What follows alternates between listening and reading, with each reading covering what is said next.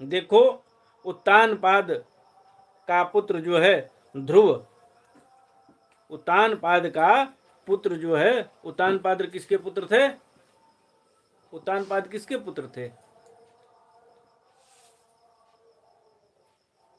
उत्तानपाद मनु के पुत्र थे।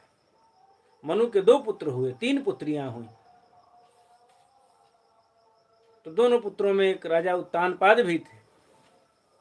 वही बता रहे हैं कि देखो उत्तानपाद का पुत्र ध्रुव जो है बालपन से श्री नारद जी की सुनाई हुई हरि कथा से, कि हरि कथा के प्रभाव से ही जो है मृत्यु के सिर पर पैर रख करके और भगवान के परम पद पर जो है आरूढ़ हो गया था। सोचिए, मृत्यु के सिर पर पैर रखने वाला ध्रुव है।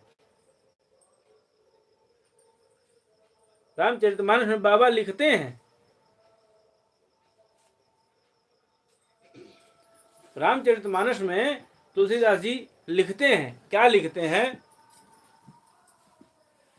ध्रुव सगलानि जपेऊं हरि नामो, पायऊं अचल अनुपम ठाऊं, पायऊं अचल अनुपम ठाऊं।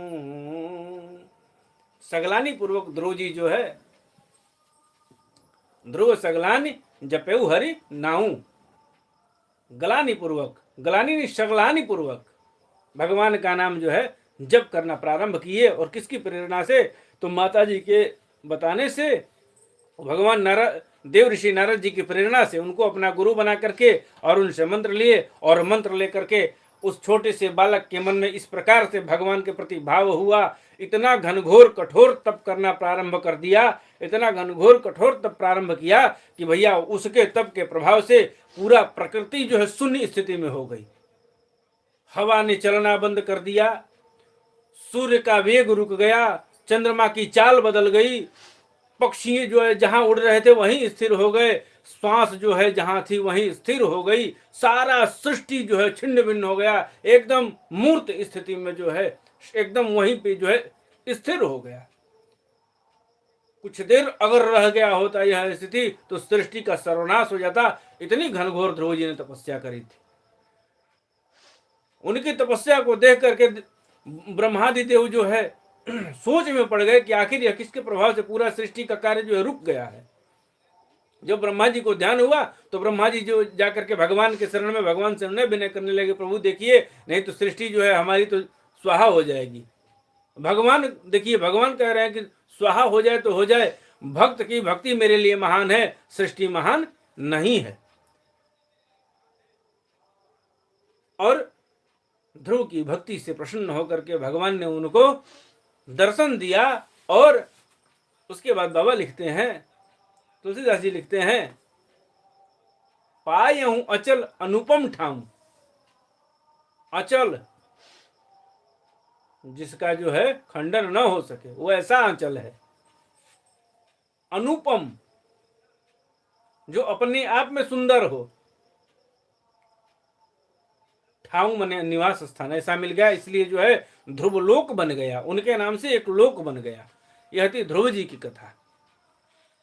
तो भैया मैत्रेय जी कहते हैं कि उत्तानपाद का पुत्र जो है ध्रुव भगवान के इतना अनन्य भक्त था कि चरण शरणों में जो है इस प्रकार से ध्यान लगाया कि मृत्यु के सर पे जो है अपना पैर रख दिया और अपना सर जो है भगवान के,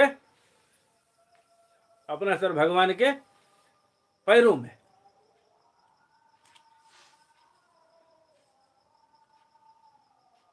परम पद पर आरूढ़ हो गया। पूर्व काल में एक बार इसी बारह भगवान और हिरण्याक्ष के युद्ध के विषय में देवताओं के प्रश्न करने पर देवादेव जो है ब्रह्मा जी ने उन्हें यह इतिहास सुनाया था।